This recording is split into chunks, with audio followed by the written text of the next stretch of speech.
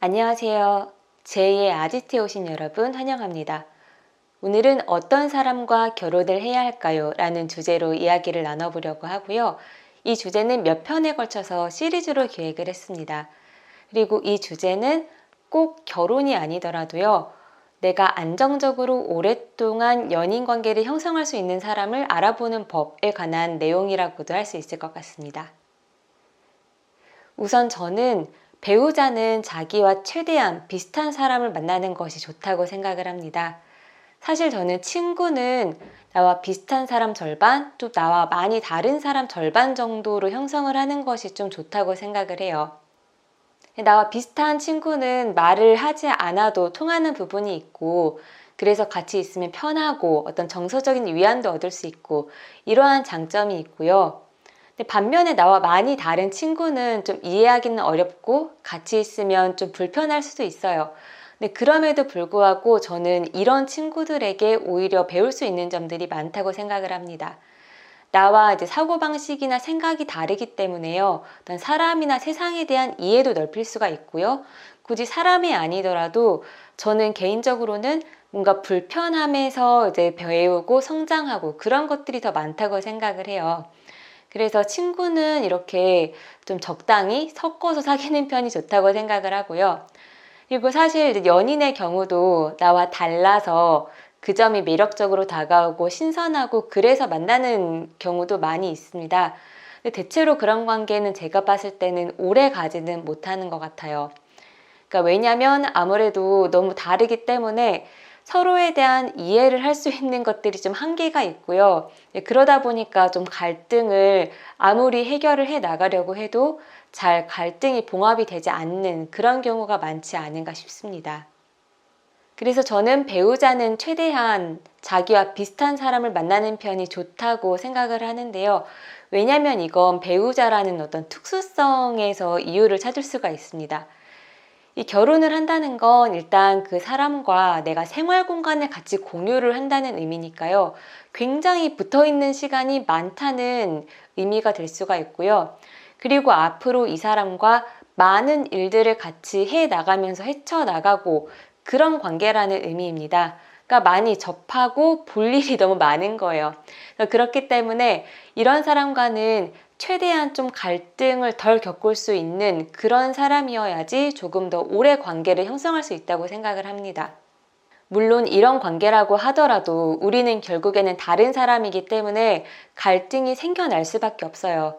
그런데 나와 이제 다른 사람이 뭐 레벨 10의 강도라고 했을 때 갈등이 뭐 8, 9, 10의 그런 강도라면 나와 비슷한 사람은 그래도 레벨 1, 2, 3, 4 정도에서 왔다 갔다 할 수 있는 그런 범위가 좀 좁혀지기 때문에요. 상대적으로 좀 갈등을 해결해 나가기가 훨씬 수월하고 그렇게 되다 보면 스트레스도 낮고 그러면 좀 평탄하게 오랜 관계를 유지하게 될 확률이 높다라고 할 수가 있습니다. 그럼 이제 여기서 중요한 건 나와 비슷한 사람을 어떻게 알아볼 수 있느냐 하는 문제가 있습니다. 근데 이거는 우리는 다 다른 사람이기 때문에 각자 다 다를 수밖에 없어요. 그래서 이게 좀 고리타분한 말씀일 수도 있지만 일단은 내가 어떤 사람인지 잘 이해를 하고 있어야 나와 비슷한 사람이 나타났을 때 나와 비슷하다라고 알 수가 있는 거겠죠. 그래서 내가 뭘 좋아하는지, 뭘 싫어하는지, 뭘 잘하는지, 뭘 못하는지, 어떤 거는 남들보다 잘 견딜 수 있는지, 근데 어떤 거는 남들보다 좀 견디기가 어려운지, 그리고 어떤 상황에서 굉장히 행복한지, 근데 어떤 상황은 내가 막 도저히 견딜 수가 없고 막 분노하는지, 이런 구체적인 것들에 대해서, 그러니까 나 사용 설명법에 관해서 내 스스로 잘 알고 있으셔야 합니다.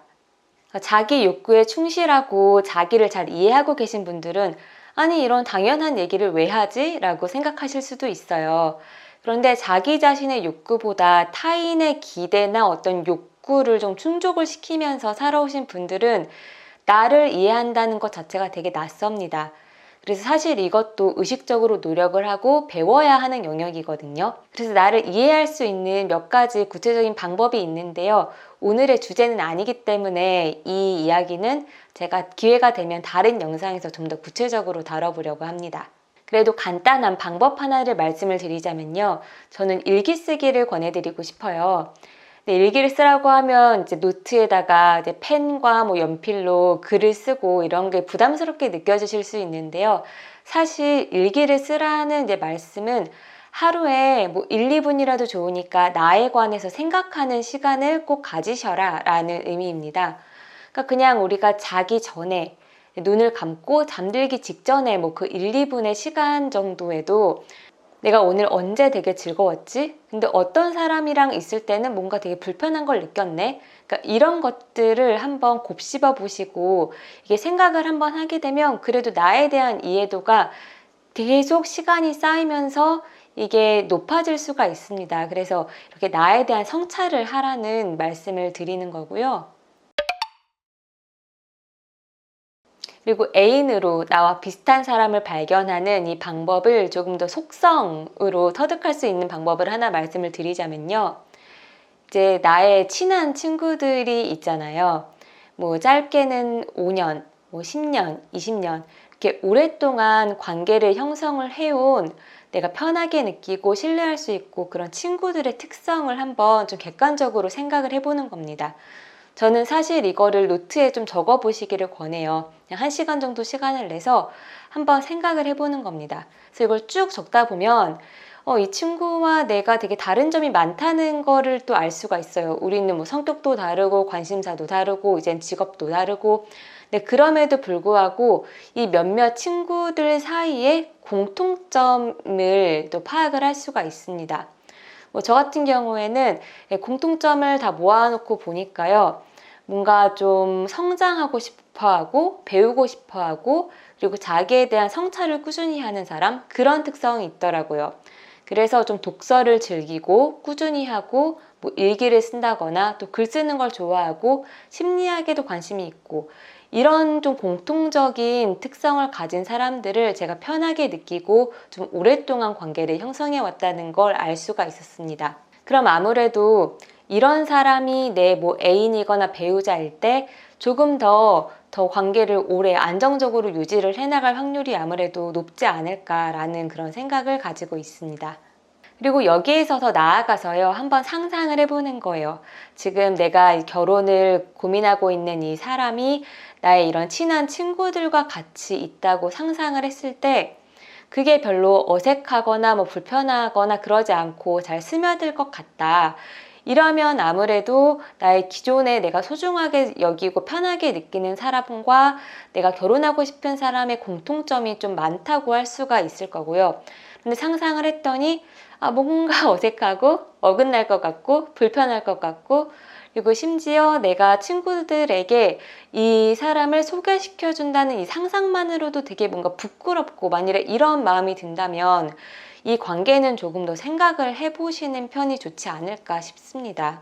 그러니까 이때는 내가 이 사람을 진심으로 사랑해서라기보단 이 사람의 어떤 외적인 면모, 뭐 외모라던가 뭐 돈이 많다던가 뭐 직업이라던가 아니면 뭐 이 사람과의 어떤 성적 만족도, 이 사람과의 뭐 성관계가 너무 만족스럽다거나 아니면 내가 지금 되게 외로운 상태여서 의존할 사람이 필요하다던가 이제 그런 좀 내가 환상이나 착각이나 사랑의 콩깍지가 되게 씌어 있을 확률이 높습니다. 그래서 이런 점을 꼭 유념을 하셔야 하고요.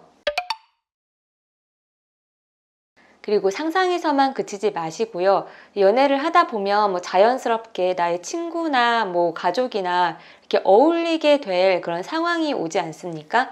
근데 이랬을 때 나의 뭐 가족이 불편할 거야, 나 애인이 불편할 거야 이렇게 분리를 하지 마시고요. 근데 많은 경우에는 이제 애인이 불편할까봐 아니면 내가 너무 남사스럽게 뭐 뽐내는 것 같기도 하고 이래서 이럴 때 별로 이제 접촉을 잘 하지 않고 그냥 연인과 둘만의 늘 시간을 보내는 그런 분들도 사실 많으시잖아요. 근데 그러지 마시고 만날 수 있을 때 자연스럽게 스며들면서 같이 어울리는 환경을 만들어 보는 거예요. 이렇게 되다 보면 이 사람이 다른 사람들과 나 이외의 사람들과 있을 때 어떤 관계를 형성을 하고 있고 또 이 나의 기존의 인간관계와 잘 스며들 수 있는지 이런 것들을 또 파악을 할 수가 있거든요. 왜냐하면 우리가 뭐 사랑에 빠졌다고 하면 이 대상이 너무 커 보이고 이 사람 위주로 생각을 하게 되는데요. 사실 어떻게 보면 이 연인이나 배우자라는 존재도 물론 너무나 소중하고 되게 나에게서 비중이 큰 존재이지만 나의 기존의 어떤 커뮤니티, 내가 갖고 있는 이 공동체, 여기에 자연스럽게 흡수가 되는 그런 여러 관계 중에 하나거든요. 그러니까 내가 결혼을 한다고 기존의 관계가 끊기는 것이 아닙니다. 그래서 저는 될 수 있다면요, 만일에 이 뭐 애인의 가족이 뭐 다 같이 여행을 가는데 나도 같이 가도 된다고 한다, 이러면은 같이 가는 걸 되게 권합니다. 그런데 우리나라 문화에서는 마치 이렇게 가면 결혼을 해야 할 것 같고 뭔가 내가 뭐 며느리로서 사위로서 어떤 역할을 해야 할 것 같고 이런 압박감이 좀 들게 되는데요. 근데 그러지 마시고, 물론 여행을 가기 때문에 나도 그 여행에 어떤 기여하는 역할은 해야겠지만 뭐 가서 같이 어울리고 이제 그러면서 얼마나 내가 이 가족 문화에 잘 흡수가 될 수 있는지 뭐 그런 것도 한번 경험을 해볼 수가 있는 거잖아요. 그리고 만일에 갔더니 너무 막 나를 며느리처럼 뭐 사위처럼 뭐 대접을 하신다라고 하면 여기서부터 가치관의 충돌이 생기면서 이거를 뭐 잘 해결해 나갈 수가 있는지, 이런 어떤 시험대에 이제 오른다고 할 수가 있는 거잖아요. 근데 그러지 않고 그냥 뭐 갑자기 결혼을 해버리고 이제 우리는 뭐 가족이 됐어 이러면서 서로 친밀한 관계를 맺으려고 하면 당연히 잘 모르는 사람들이니까 갈등이 일어나고 또 잘 맞지 않을 확률도 되게 높지 않을까라는 생각이 듭니다. 그래서 오늘은 이렇게 어떤 사람과 결혼을 해야 할까요? 라는 이 주제를 좀 관계적인 측면에서 생각을 해봤는데요. 다음 영상에서는 조금 더 현실적이고 좀 구체적이고 실용적인 내용을 다뤄보려고 합니다. 그래서 다음 영상도 기대를 해주시고요. 안녕하세요. 제2의 아지트에 오신 여러분 환영합니다. 지난 시간에는 어떤 사람과 결혼을 해야 할지 관계적인 측면에서 이야기를 나눠봤다면요, 오늘은 조금 더 현실적이고 구체적인 이야기를 나눠보려고 합니다. 저는 일단 결혼할 사이라면 자기의 건강정보 그리고 가족력, 이런 것들을 아주 솔직하고 구체적으로 그리고 정확하게 공유를 해야 한다고 생각합니다. 저는 이게 뭐 어떤 사람을 걸러라 이렇게 차별하는 의미로는 절대로 받아들이지 않으셨으면 좋겠어요. 우리는 누구나 아플 수 있고 생로병사는 사실 인간의 영역이 아니라고 저는 생각을 하거든요. 그리고 인간은 다 불완전하잖아요. 근데 그럼에도 불구하고 제가 드리고 싶은 말씀은, 내가 나의 건강 상태와 우리 가족력에 대해서 알고 있는 그 정보 수준을 나의 배우자가 될 사람도 이제 그 수준만큼 일치하게 알고 있어야 한다는 말씀을 드리고 싶은 겁니다. 왜냐하면 이 배우자는 내가 앞으로 건강에 적신호가 들어왔을 때 이제 보호자로서 나를 돌보거나 이럴 의무와 책임을 져야 하는 사람이잖아요. 그러니까 나의 어떤 건강 상태에 관해서 정확하게 알고 있어야 할 필요가 있는 거죠. 그리고 우리가 결혼을 한다는 건 이제 건강하게 오래오래 행복하게 살고 싶어서 하는 거기 때문에 서로의 건강 정보를 잘 알고, 뭐 지금 내가 아프진 않지만 뭐 우리 가족이 뭐 대대적으로 좀 이런 가족력이 있다, 우리 가족은 좀 뭐 고혈압에 걸린 분들이 많다, 뭐 어떤 특정 암에 걸린 사람이 많다, 우리 집은 좀 비만인 사람들이 많다, 뭐 이런 것들을 알고 있으면 서로 이제 그런 부분은 좀 조심하게 챙겨주고 서로의 건강 관리를 또 해줄 수 있는 요소가 될 수 있기 때문에, 그래서 이 부분이 저는 아주 중요하다고 생각을 합니다.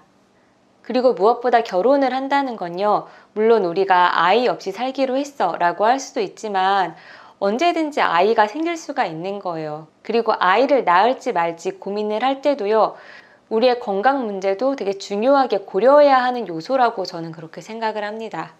이런 의미에서요, 저는 자기 건강을 맹신하거나 뭐 인스턴트 같은 그런 음식만 먹거나 뭐 운동을 하지 않거나 이런 사람은 사실 그 오래오래 건강하게 같이 행복하게 살아갈 사람이라는 측면에선 좀 배우자로서 적합하진 않다고 생각을 합니다. 달리 말하면 건강에 집착하는 거는 또 그렇고, 그래도 적당히 관심이 있으면서 좋은 재료로 된 좋은 음식, 좋은 요리를 해 먹으려고 하고요. 꾸준히 운동을 습관한 사람이 좀 배우자로서 적합한 사람이 아닐까라는 생각을 가지고 있습니다. 아, 참. 그리고 여기에서 말씀드리는 이제 건강 정보라는 건요.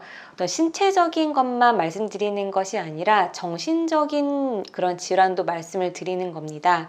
특히 중독 같은 경우에는 유전이 되는 비율이 높다고 알려져 있거든요. 특히 부모가 알코올 중독인 경우엔 자식, 그 중에서도 아들이 알코올 중독이 될 확률이 좀 높다고 이거는 잘 알려져 있는 사실입니다. 그러니까 어떤 의미냐면 같은 상황에서도 어떤 사람은 그냥 술을 즐기는 정도의 태도를 형성을 하는데요.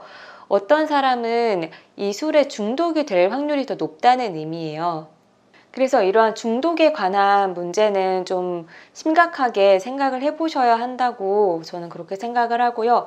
근데 만일에 가족 중에 중독이 있다. 근데 오히려 그거를 알기 때문에 자기가 더 조심하고 경계하고 그런 사람도 있을 수 있는 거니까요.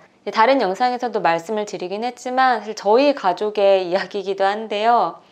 근데 저는 다행히 이제 술을 거의 못하는 그러한 체질로 태어나서 알코올 중독의 우려는 낮지만 대신에 저는 늘 내가 어떤 중독 유전자를 갖고 있지 않을까? 좀 이러한 우려를 하고 있어요. 그래서 저는 내가 일 중독이 좀 될 확률은 있다.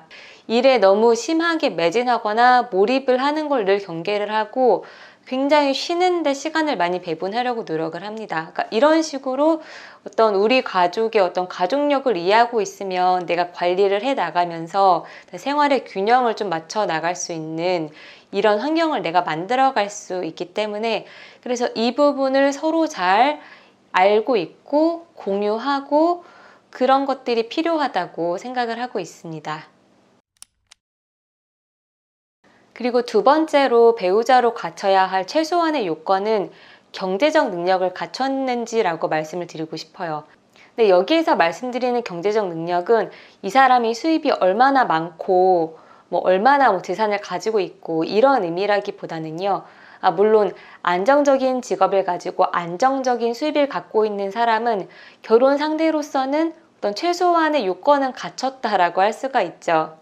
근데 그것이 내가 이 사람과 결혼을 했을 때 행복할 수 있다는 거를 의미하진 않지만요. 그러니까 제가 말씀드리는 이 경제적 능력이라는 건 그러니까 자기가 마음을 먹으면 그래도 나 혼자만의 어떤 생계는 최소한 유지해 갈 수 있는 그러니까 그에 해당하는 면허나 자격증이 있다던가 내가 어떤 특수한 기술을 배웠다거나 아니면 지금은 다른 거에 도전을 하고 커리어 전환을 하느라고 교육을 받고 아니면 사업에 도전하고 그러고 있지만 예전 회사에서 워낙 능력도 인정을 받아놓고 거기에서 인맥을 잘 형성을 하고 있어서 만일에 내가 원하고 조금만 노력을 한다면 예전의 회사만큼의 수준은 아니더라도 다시 일자리를 얻는데 아주 큰 무리는 없다던가 그러니까 이러한 자기만의 어떤 직업적 경쟁력을 갖추고 있는지를 말씀을 드리는 겁니다.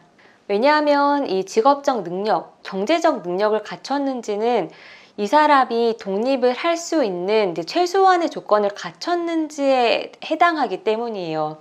그러니까 우리가 경제적으로 독립을 하지 못한 상태에서는 부모로부터 정서적으로의 독립은 있을 수가 없습니다. 경제적 조건은 그냥 기본적인 조건이라고 할 수가 있어요. 그러니까 이 현대 사회에서 어른이라면 기본으로 갖춰야 할 어떤 소양 같은 거라고 저는 생각을 하고 있고요.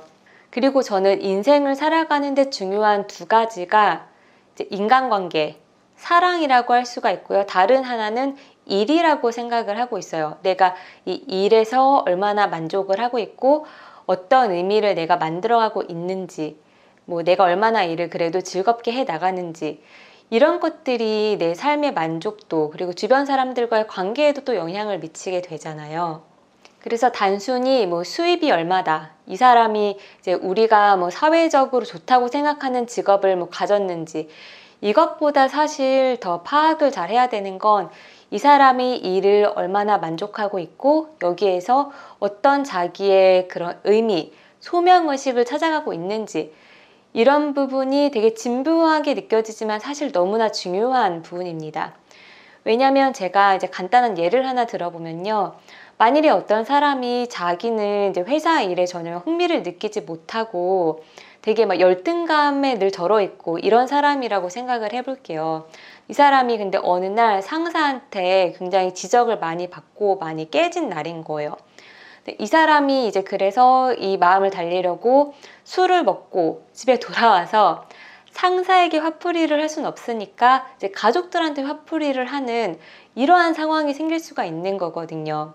그러니까 일에서 만족하지 못한다는 의미는 뭐 거기에서 열등감이나 뭐 이런 걸 느낀다는 의미는 사회적 시선에 되게 예민하고 뭐 그렇다는 의미라고 할 수가 있어요.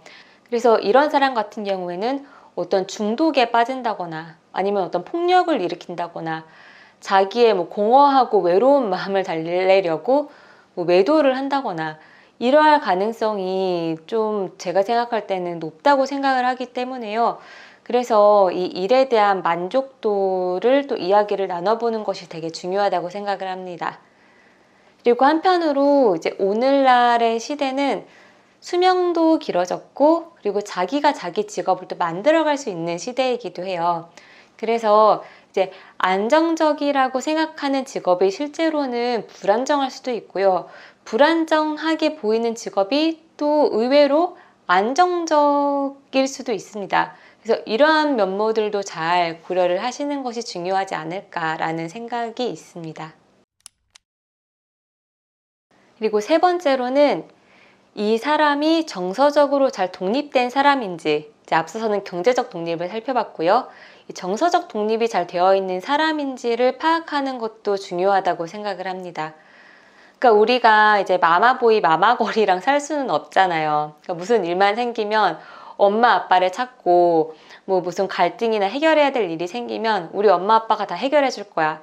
그러니까 자기는 계속 어떤 갈등이나 문제를 회피를 하고요. 어떤 타인이 해결해 줄 거라고 생각을 하는 이런 사람과는 사실 결혼 생활을 유지하기가 쉽지가 않죠. 왜냐면 결혼이라는 게 이제 두 배우자가 바퀴의 양쪽 축에 균형을 잘 맞추면서 굴러가야 하는 건데요. 이렇게 되다 보면은 바퀴를 이제 한쪽만 굴리게 되는 그런 상황이 벌어질 수가 있습니다. 그런데 여기에서 이제 그럼 어떻게 정서적으로 독립한 사람을 알아볼 수가 있느냐. 사실 이거는 이제 영상으로 간단하게 설명드리기는 쉽지가 않습니다. 사실 이거는 이 제이의 아지트 유튜브에서 계속 전반적으로 다루고 있는 내용이기 때문에요. 제 유튜브를 계속 잘 따라오신다면 조금씩 이런 감이 생기시지 않을까라는 생각이 들어요. 근데 한 가지 확실한 건 자기가 어떤 심한 내적 갈등을 겪고 뭐 그러면서 이런 알에서 깨고 나온 사람들은 정서적으로 이제 독립이 되지 않은 그런 사람들이 좀 보입니다. 얘기를 좀 나눠보거나 이러면 보여요. 일단 자기가 나는 독립이 되지 않은 사람이야. 나는 마마보이야, 마마걸이야. 이거를 어른으로서 인정하는 사람은 없거든요. 근데 얘기를 잘 들어보면 이 사람은 여전히 부모님의 영향을 되게 많이 받고 있고 부모의 인정과 뭐 애정 이런 거를 갈구한다는 게 느껴지는 사람들이 있습니다. 근데 이거는 자기가 그런 과정을 다 거쳤기 때문에 알 수가 있는 거예요. 그러니까 이런 게 어떻게 보면 사람을 보는 안목이 생겼다라고 할 수가 있는 거고요. 근데 여기에서 주의할 점 한 가지는 이 정서적 독립이라는 게 뭐 거주지를 오래 뭐 따로 부모님과 분리해서 살았다고 아니면 뭐 어려서부터 외국에서 유학을 해서 부모님과 떨어져 지낸 지 오래됐다고 아니면 나이가 많다고 이게 그렇게 이루어지는 거는 아닙니다. 오히려 부모님과 떨어져 지낸 그런 시간이 길어서 부모의 애정을 더 갈구하고 그럴 수가 있어요. 오히려 독립적으로 되는 게 아니고요. 겉으로는 독립적으로 보이지만 마음속으로는 늘 뭔가 불안하고 애정을 갈구하고 그럴 수가 있는 겁니다. 이제 이런 사람의 경우가 자기의 뭐 애인, 친밀한 관계가 생기면 애인에게 이제 부모를 투영을 해서 자기에게 뭐 무조건적인 좀 비현실적인 사랑을 바라는 그러한 좀 힘든 관계를 형성을 할 수도 있는 거고요. 그리고 뭐 연세가 60살, 70살 이제 드신 분들 중에서도 이미 뭐 손주까지 있지만 사실 자기는 여전히 부모를 이미 돌아가셨는데도 그 그늘에 살고 계신 분들이 있어요. 이런 분들이 계속 자기의 뭐 외로움을 다른 사람의 그 존재로 채우려고 하고 의존성이 되게 높고 그런 분들이 계시잖아요. 그래서 이게 나이의 문제는 아니다라는 말씀을 드리고 싶습니다. 근데 그럼에도 불구하고 정서적으로 독립한 사람의 특성을 몇 가지를 정리해서 말씀을 드려보면요. 일단 자기 감정과 욕구에 충실하고요. 그래서 이거를 언어화해서 상대에게 제대로 잘 명확하게 전달을 할 수가 있습니다. 그리고 만일 상대가 이를 받아들이지 않는다면 상대의 한계라고 알고 이를 수용할 줄 알고요. 자기와 타인에 대한 이해가 높고 자기와 타인의 장점뿐만 아니라 단점까지도 수용할 수 있는 사람이라고 할 수가 있습니다. 그러니까 사람이나 세상을 좀 통합적으로 바라보는 그런 성숙한 사람이라고 할 수가 있겠습니다. 그리고 이런 사람은 당연히 서로 존중하고요. 말이 잘 통하고 타인을 함부로 판단하거나 통제하려고 하지 않습니다. 그리고 어른으로서 자기 선택에 대한 책임도 지고요. 자기가 만일에 잘못한 일에 대해서는 인정하고 진정한 사과를 할 줄 압니다. 자아가 잘 형성이 되고 건강한 자아가 자리 잡은 사람이라고 할 수가 있습니다. 그리고 무엇보다 중요한 건 상대방이 이러한 요소를 갖췄는지도 중요하지만 나도 바로 이러한 사람인가 라는 면이 더 중요하지 않을까 싶습니다. 그래서 오늘은 어떤 사람과 결혼을 해야 할지 조금 더 현실적이고 구체적인 이야기를 나눠봤는데요. 다음 시간에는 우리가 의외로 그리고 흔하게 결혼 배우자를 선택할 때 간과하는 요소들을 좀 몇 가지 더 생각해 보려고 하고요. 저희가 이번 시간에는요, 결혼을 할 때 너무나 중요한 요소지만 의외로 간과하고 착각하는 것들을 살펴보려고 합니다. 일단 첫 번째로는요, 저희가 결혼을 선택을 할 때 나름은 다 나름대로 이제 조건을 꼼꼼히 따져본다고 생각을 하실 거예요. 그래서 잘 살펴보니까 이 사람이 뭐 직업도 괜찮고 인물도 이만하면 괜찮고 뭐 성실한 것 같고 나한테도 잘 맞추고 성격도 무난한 것 같고 그래서 이 정도면 뭐 결혼하기에 괜찮지. 뭐 세상에 완벽한 사람이 어디 있겠어. 나도 불완전한데 이러한 생각으로 그리고 사실 무의식에서는 주변에서도 다 뭐 결혼을 하니까 뭐 나도 이 결혼이라는 거 한번 해볼까? 이런 생각으로 결혼을 선택하시는 분들이 되게 많으실 거예요. 그런데 이거는 어떻게 보면 전혀 정해진 게 없는데 긍정회로 장밋빛 미래를 꿈꾸는 거라고 할 수가 있습니다. 물론 결혼에 있어서 이 사랑이라는 요소도 중요하지만요. 사실 이 결혼이 현실이라는 의미는 이 결혼에서 중요한 건 이 배우자는 앞으로 나와 평생을 함께 한 공간에서 살아갈 룸메이트라는 거예요. 그러니까 다른 무엇보다 이 룸메이트로서 내가 필요한 그리고 나한테 적합한 룸메이트로서의 요건을 갖췄는지 이것이 사실 가장 중요하다고 할 수가 있습니다. 그러니까 뭐 선물을 사주고 이벤트를 열어주고 달콤한 말을 하고 이런 것도 중요하지만요. 룸메이트로서 내가 요구하는 것들을 지킬 수 있는지 그리고 나는 어떤 점들을 이제 같이 생활할 때 견딜 수가 없는지 이런 것들을 서로 잘 알고 공유를 하는 것이 되게 중요합니다. 그러니까 결혼에서는요. 빨래가 다 말라 있어요. 그럼 이걸 자발적으로 개킬 수 있느냐 아니냐 이게 더 중요하다는 말씀이에요. 그래서 사실 가장 좋은 건 집안일을 굳이 배분을 안 해도 알아서 자발적으로 서로 시간이 될 때 하는 게 제일 좋지만 살다 보면 서로 일이 바쁘고 그렇기 때문에 집안일이 그냥 쌓일 수밖에 없습니다. 그래서 어느 정도는 역할 분담을 하고 거기에 충실하게 그리고 이거를 해줘라고 말을 하지 않아도 그 전에 자발적으로 될 수 있는 거 이게 되게 중요하다고 생각을 하거든요. 그러니까 결혼에서는 어떻게 보면 이제 사랑보다도 제때 화장실 청소하고 쓰레기 분리수거하고 또 뭐가 있을까요? 뭐 세제나 여러 소모품들이 떨어져 있으면 그런 거 바로바로 채워 넣고 현실적으로는 이것이 더 중요하다고 할 수가 있습니다. 그리고 또 같이 살아가려면 공동 생활비가 있어야 하기 때문에 최소한 이 공동 생활비를 부담할 수 있는 정도의 경제적 능력, 생계 능력은 갖춰야 하는 건 당연하지 않을까 싶고요. 그래서 사실은 이 결혼을 하기 전에 저는 1년 정도는 같이 생활을 실제로 해보는 게 되게 중요하다는 생각을 해요. 왜냐면 말로 아무리 공유를 한다고 해도 실제랑은 또 다를 수가 있으니까요. 그리고 우리가 요즘에는 각자 혼자 살다가 이제 결혼을 해서 같이 사는 경우들도 많은데요. 근데 혼자 살 때 집안일을 했다고 결혼했다고 또 잘하는 건 아닐 수도 있습니다. 왜냐하면 집안일이나 그리고 모든 일이 상대적이기 때문에요. 한 사람이 더 꼼꼼하고 집안일에 재능이 있고 이렇다 보면 다른 사람은 나도 모르게 여기에 묻어가고 싶어질 수가 있어요. 그렇기 때문에 이거는 실전으로 경험을 해야지만 사실 알 수가 있는 영역이다. 하지만 너무나 중요한 영역이다 라는 말씀을 드리고 싶습니다. 그리고 두 번째로 결혼할 때 간과하기 쉬운 것은 바로 서로의 정치적 성향입니다.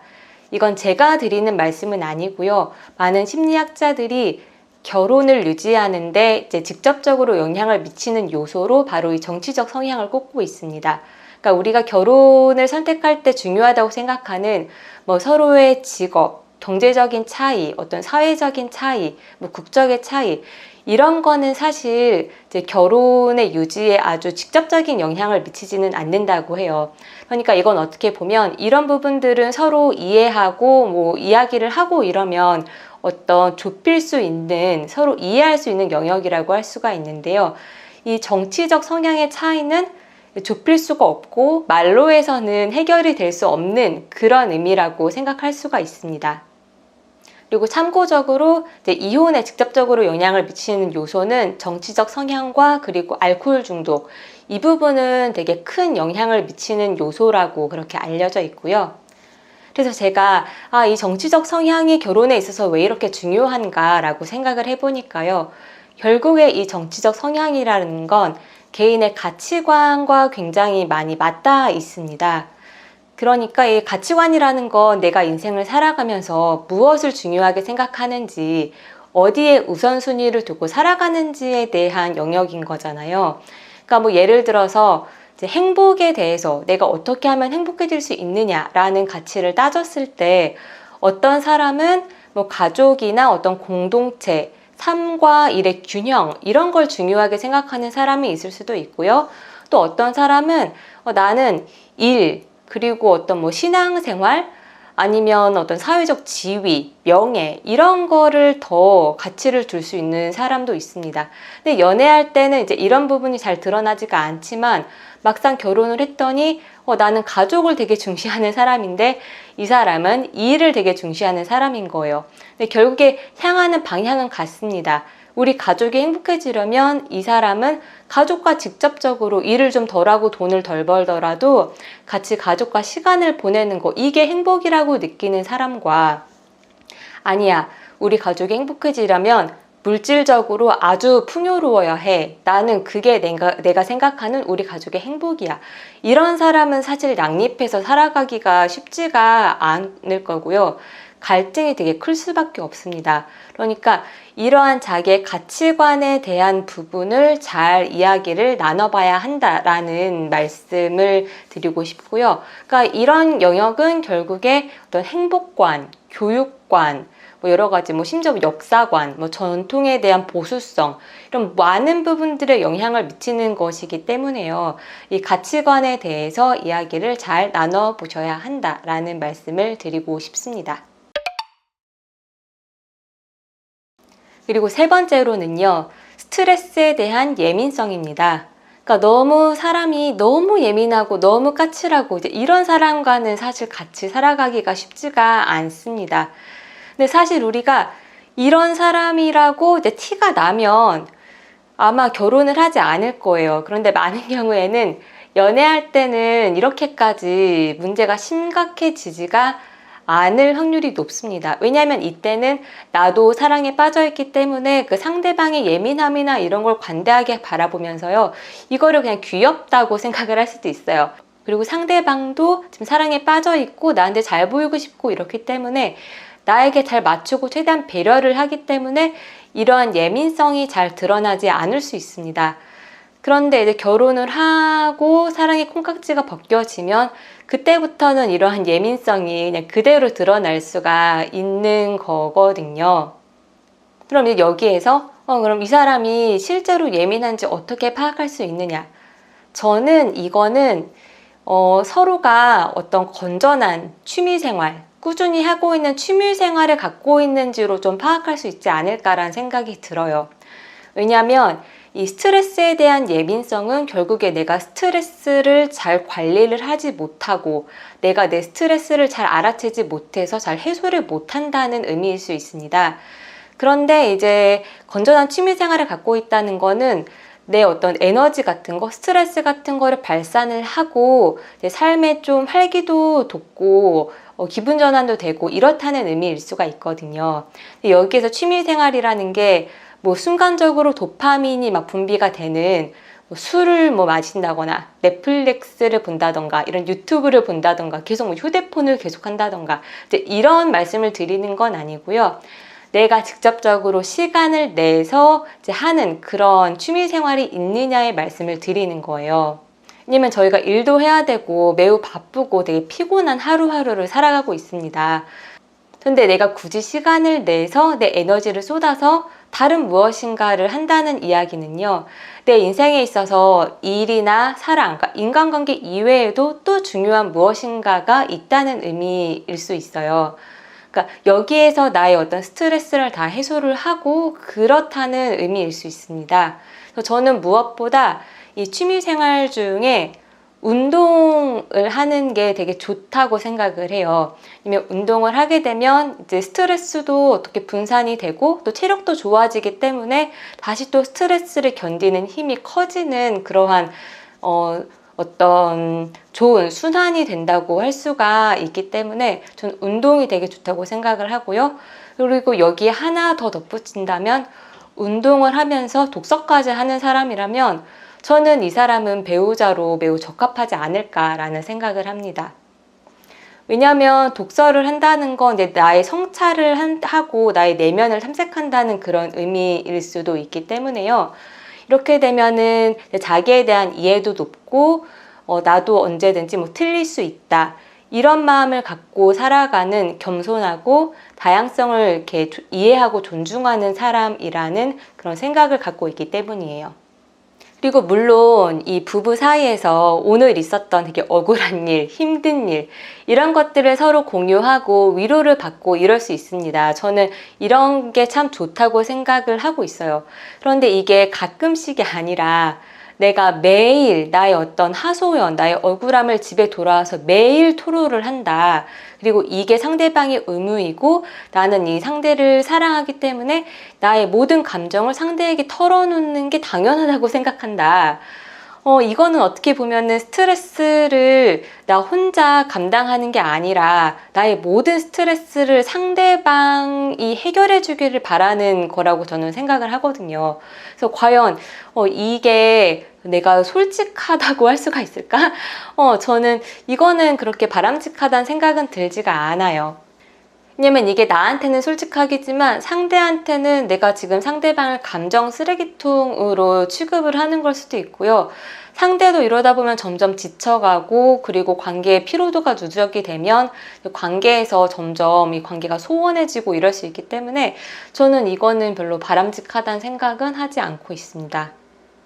그리고 이 스트레스를 잘 해소하는 것, 건전한 취미 생활을 갖는 게 중요한 이유는 저희가 이제 결혼 생활을 할 때 되게 우려하는 여러 가지들, 뭐 이 사람이 어떤 중독이 된다거나, 뭐 알코올 중독, 도박 중독, 관계 중독, 쇼핑 중독, 뭐 갖가지 이제 중독들이 있는데요.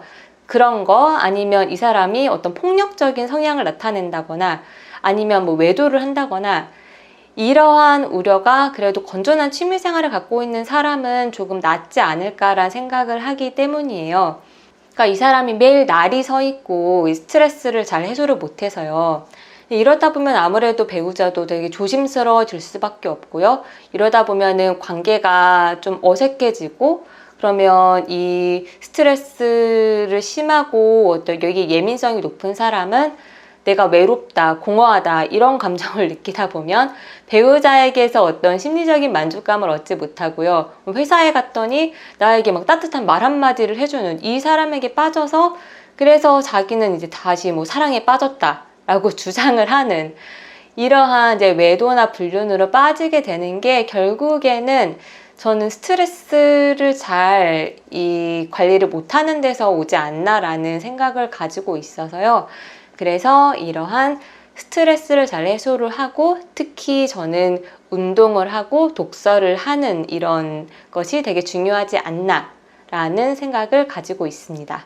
저희가 사실 이제 사랑에 빠져 있고 사랑의 콩깍지가 씌였을 때는요, 서로 행복하고 다 너무 좋아 보입니다. 그런데 중요한 건 이게 다 씻겨 나갔을 때 그때도 행복하고 좋은 사람인지, 이것이 사실 되게 중요하다고 할 수가 있고요. 그래서 저는 여러분들이 혼자 있을 때도 행복하고 같이 있을 때도 행복하고 이러한 사람이 되시기를 바라고요. 안녕하세요. 제2의 아지트에 오신 여러분 환영합니다. 저희가 지금까지 3시간에 걸쳐서요, 어떤 사람과 결혼을 해야 할지를 알아보고 있는데요. 먼저 이 내용을 간략하게 정리를 해보면요. 일단 결혼할 사람은 자기와 최대한 비슷한 사람을 만나는 게 좋고요. 그리고 앞으로는 서로의 보호자이고 아이가 생길 수도 있기 때문에 서로의 건강 정보를 솔직하게 공유해야 합니다. 경제적으로 능력이 있어야 하고 정서적으로 독립돼 있어야 하며 룸메이트로서 적합한지가 중요합니다. 왜냐하면 배우자는 평생 함께 한 공간에서 살아갈 사람이기 때문이에요. 그리고 정치적 성향의 유사도도 중요하고 스트레스를 잘 다루는지 알아볼 수 있는 지표로 건전한 취미 생활을 갖고 있는지가 중요하다는 말씀을 드렸습니다.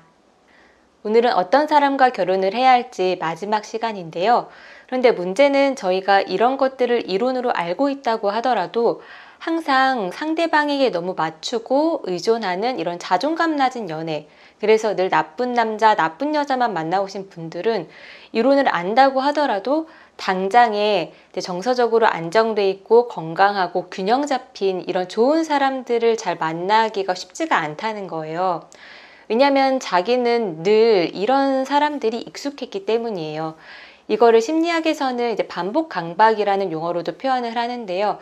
왜냐하면 내가 어렸을 때부터 지배적이고 이제 나한테 되게 의존하려고 하는 이런 부모에게 늘 맞추는 게 너무 익숙해져 있고 거의 20년, 30년 가까이 이 패턴이 익숙해져 있기 때문에 어떤 배우자 아니면 애인을 만날 때도 늘 나를 지배하려거나 너무 의존하려는 사람과 자꾸만 엮이게 되기 때문이죠. 그래서 오늘은 이렇게 내가 이론을 알고 있는데도 자꾸 자존감 낮은 연애를 하는 이런 분들을 위한 특단의 대처법을 말씀드리려고 합니다. 바로 무엇이냐면요. 내가 만나는 그 상대방 아니면 그 나의 애인이 나의 아이의 엄마 또는 아빠가 된다고 생각을 해보는 거예요. 그러니까 실제로 내가 뭐 이 사람과 결혼을 해서 아이를 낳을지 말지 이거는 상관이 없지만 내가 이렇게 이 사람이 내 아이의 부모가 된다고 생각을 하면 이때는 이 사람을 어느 때보다도 되게 냉철하고 객관적으로 바라볼 수 있기 때문이에요. 물론 이 영상은 내가 연애를 잘하고 사람을 잘 보고 이런 분들은 이제 해당이 되지가 않지만 내가 계속해서 나한테 해로운 관계에 엮이는 이런 분들한테는 마음속으로는 한번 이런 생각을 해보시는 게 되게 큰 도움이 될 거라고 생각을 합니다. 내가 결혼 상대로 생각하는 사람이 아이의 아빠 또는 엄마가 될 거라고 생각을 하면요. 일단 첫 번째로 이 사람이 참 괜찮고 사람이 좋은데 경제력이 좀 약해. 아니면 이 사람이 경제력은 부족한데 뭐 그거는 내가 돈을 잘 버니까 괜찮아 라고 하는 이런 상대방이 경제적으로 능력이 부족하고 자립이 되어 있지 않은 이런 사람을 만날 확률이 확연히 줄어듭니다. 왜냐하면 아이를 양육할 때는 이 경제적인 것이 너무나 중요하잖아요. 그래서 내가 사랑의 콩깍지가 씌이고 상대에게 의존하고 싶어서 그냥 괜찮다고 생각하는 부분들이 이제 객관적으로 다가오게 되는 거예요.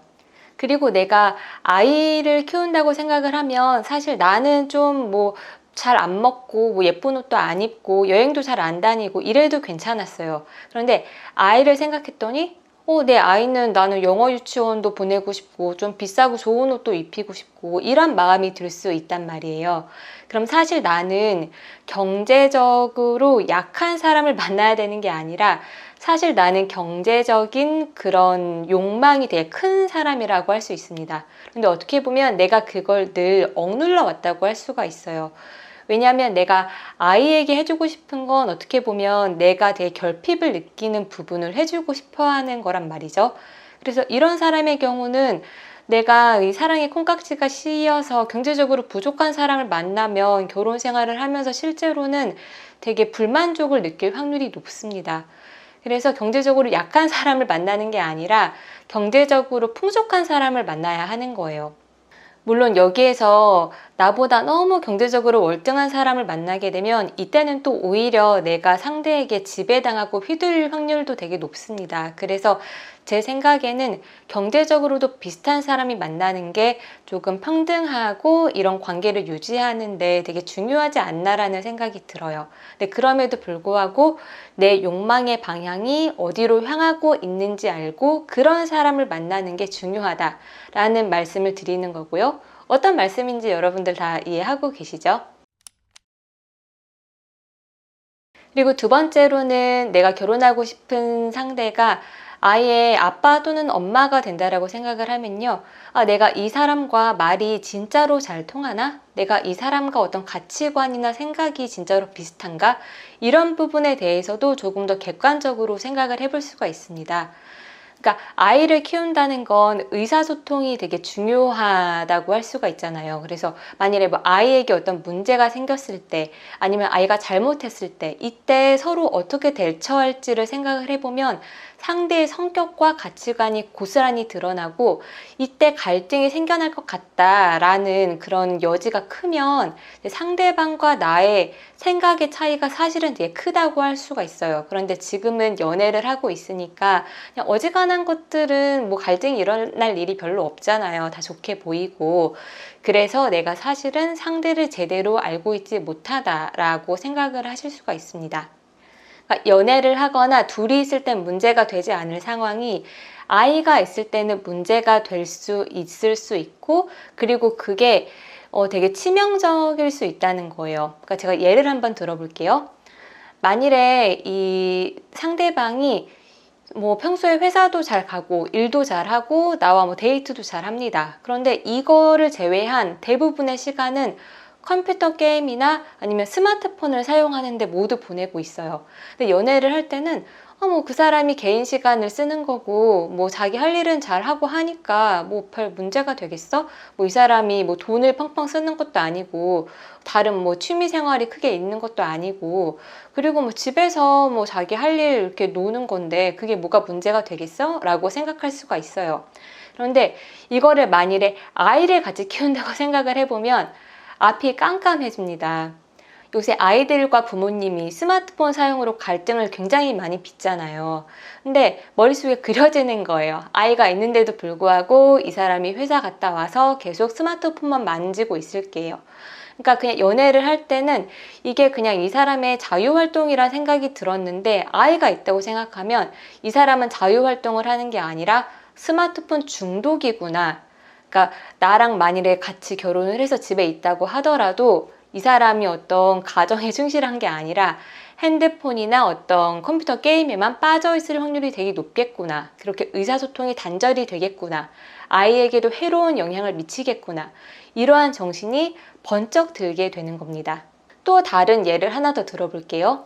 이제 어떤 사람이 평소에는 되게 성격이 좋고 나한테도 잘 맞춥니다. 그런데 연애를 하다 보니까 1년에 한 번 내지 두 번 갑자기 이게 내가 생각할 때는 그렇게 큰일이 아닌데 밖에서 어떤 뭐 사람을 만나거나 아니면 어떤 발작 버튼이 눌려가지고 막 너무 심하게 분노를 표출하는 그러한 경우들이 있는 거예요. 그리고 운전도 되게 잘 하는데 운전을 하고 가다가 조금만 무슨 일이 생기면 막 갑자기 막 욕을 막 하고 엄청 화를 내고 이런 사람이 있다고 생각을 해볼게요.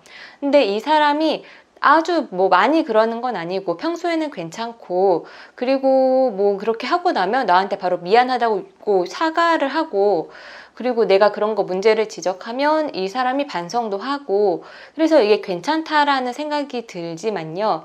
이때는 나도 계속 이 사람을 만나고 싶다는 생각이 들고 이제 그러니까요. 근데 만일에 아이가 있는데 그런다고 생각을 해보면 이것도 말이 안 되는 거예요. 애가 얼마나 놀라겠어요. 그러니까 이게 1년에 한두 번이지만 이때는 이게 굉장히 치명적인 이 사람의 어떤 성격상의 문제일 수 있다라는 게 확 와닿게 되고요. 그리고 이 사람이 평소에 되게 감정적으로 억누르고 있는 사람이구나.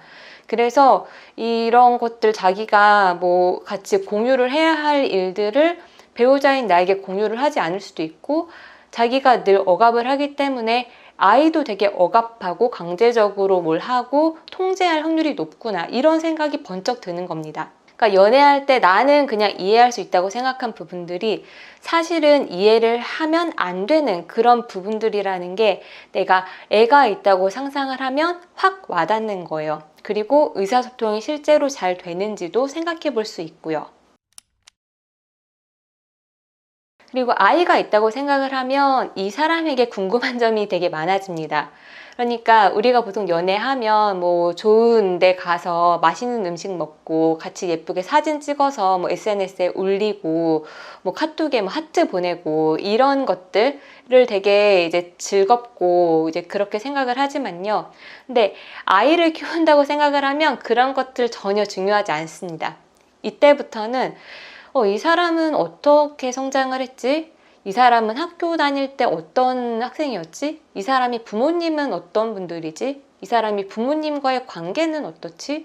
부모님이 좀 자유롭게 풀어주시는 분들인가? 아니면 막 공부 못한다고 막 야단을 치신 분들인가? 학교 다닐 때 공부는 잘했나?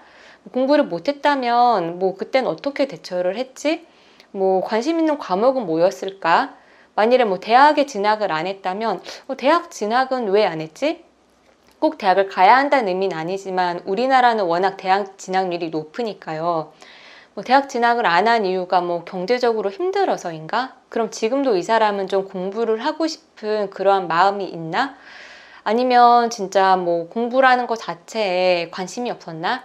아니면 진짜 자기가 뭘 하고 싶어서 그게 너무 강해서 학교 공부보다 우선시하고 지금도 그걸 계속 해나가고 있는 사람인가? 이제 이런 것들이 다 눈에 들어온단 말이에요.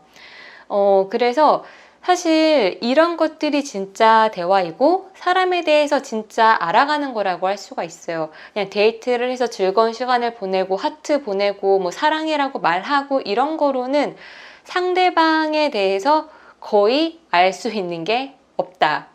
그냥 어떤 쾌락의 충족이라고 해야 할까요? 그런 측면에 가깝다라고 할 수가 있고요. 그러니까 이렇게 그 상대방이 내 아이의 엄마나 아빠라고 생각을 하면요, 의사소통에 좀 서툴고 이제 상대방과 늘 피상적인 관계만 맺고 있던 분들이라 하더라도 이제 상대방과 진지하게 대화를 나눈다는 거, 이 상대가 어떤 사람인지 제대로 안다는 게 어떤 의미인지 확 와닿고 그 노하우를 쌓아가실 수가 있을 거예요. 그래서 오늘은 이렇게 어떤 사람과 결혼을 해야 할지에 대한 마지막 시간으로 어떤 특단의 대처법을 말씀을 드렸는데요.